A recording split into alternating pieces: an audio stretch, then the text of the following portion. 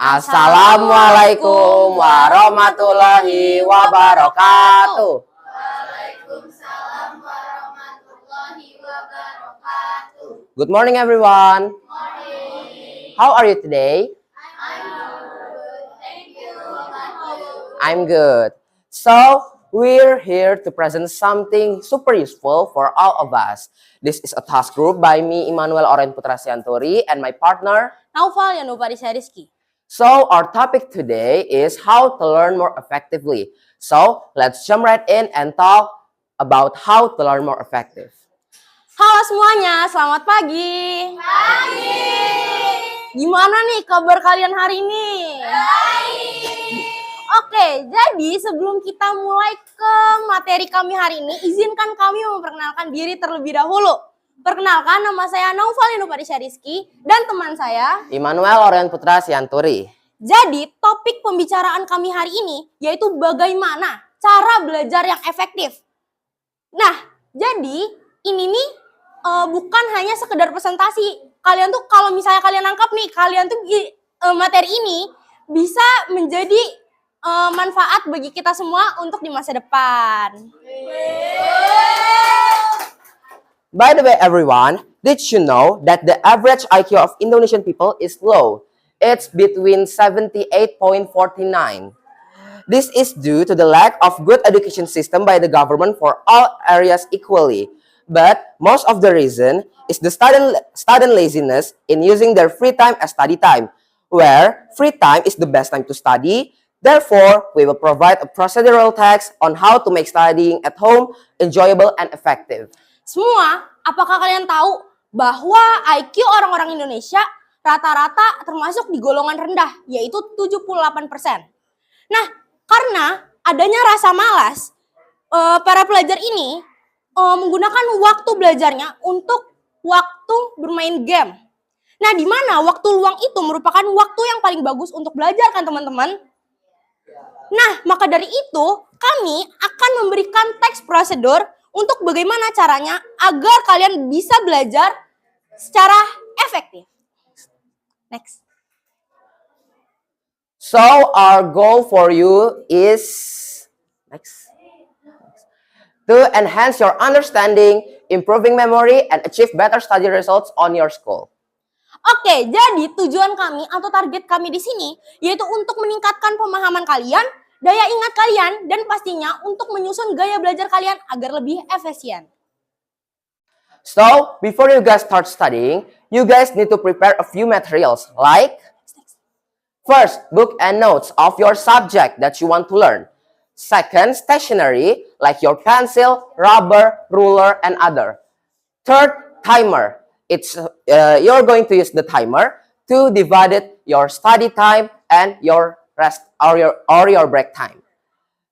Fourth, highlighter. Highlighter is important because it's going to mark an important things on your book and notes.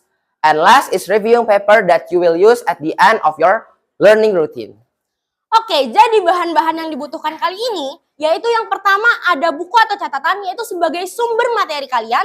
Yang kedua ada alat tulis yaitu bisa seperti pulpen, pensil, penggaris, tip X, penghapus, dan lain sebagainya. Yang ketiga ada timer. Timer ini digunakan untuk kalian membagi waktu belajar kalian dengan waktu istirahat kalian. Nah, yang keempat ada penanda teks. Penanda teks ini digunakan untuk menandakan bagian atau bagian-bagian yang menurut kalian penting. Yang kelima ada kertas refleksi.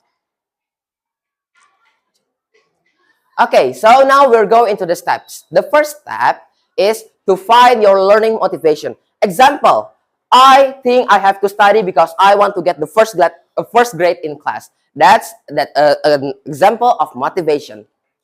Oke, jadi pertama-tama yaitu kalian harus memiliki niat atau motivasi. Contohnya nih, aku ingin giat belajar lagi untuk aku bisa mendapatkan nilai yang bagus di kelas agar aku bisa mencapai ranking 1 di kelas. Okay, next. The second step, look for a place that is quiet and comfortable and free from distractions. Example, first is private room, like your living room or your office or your bedroom. Second is cafe. If you want to study or learn while drinking some drinks, Cafe is one of our recommendation place. And last is library. Library is a so quiet place because it has rule that no loudly allowed. So it was good for studying and there's a lot books too that you can study there. Oke, jadi kalian tuh harus mencari tempat yang aman dan bebas dari segala gangguan. Contohnya ada kamar tidur sendiri. Yang kedua, kalian bisa menggunakan, kalau misalnya kalian ada nih, ruang belajar kalian bisa belajar di situ. Yang kedua, kalian tuh bisa belajar di kafe. Jadi kalian bisa belajar sambil pesen-pesen minum.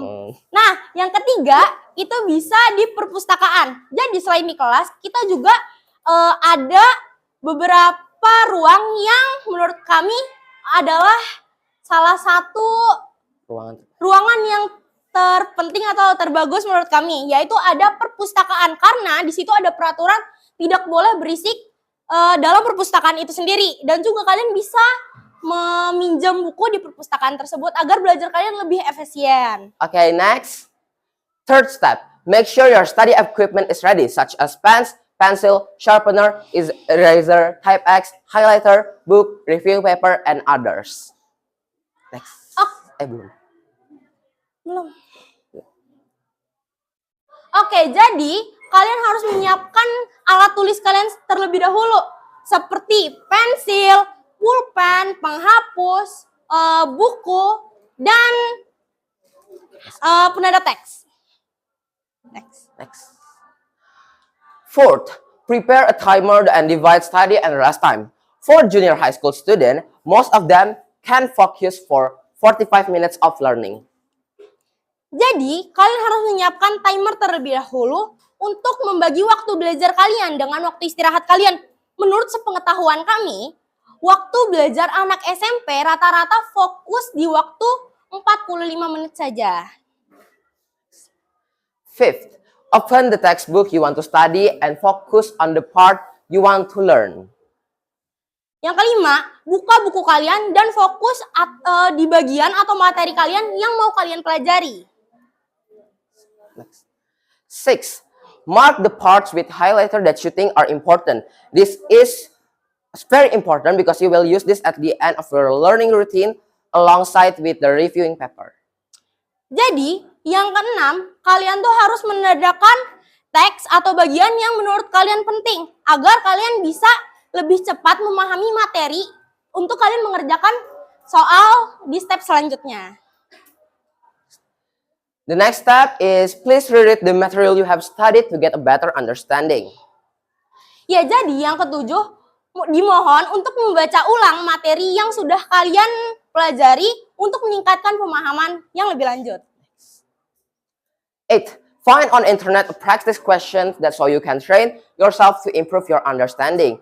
This is one of the important steps because you are going to use this a lot in the time. Like you are in school, you will use questions and other. Yang kedelapan, cari menggunakan internet soal-soal yang sesuai dengan materi kalian yang sudah kalian pelajarin tadi, agar kalian tuh bisa meningkatkan pemahaman kalian lagi untuk lebih bisa mengerjakan soal. Misalnya nih, diberikan tugas, jadi kalian tuh lebih cepat mengerjakan tugas tersebut karena kalian sudah tahu nih materi-materinya gimana. Next. 9. Review the material you have studied and the practice question you found. So the reviewing paper you will use at this step. So you will write down all the materials you have and review them each one per one and write it down at the reviewing paper. Oke, jadi di step ke-9 kita ini menggunakan kertas refleksi untuk mencari jawaban yang sudah kalian tentukan tadi. Nah, habis kalian mencari jawaban, kalian membaca ulang lagi untuk mencari jawaban yang sudah kalian tentukan tadi. Apakah jawaban itu salah atau benar?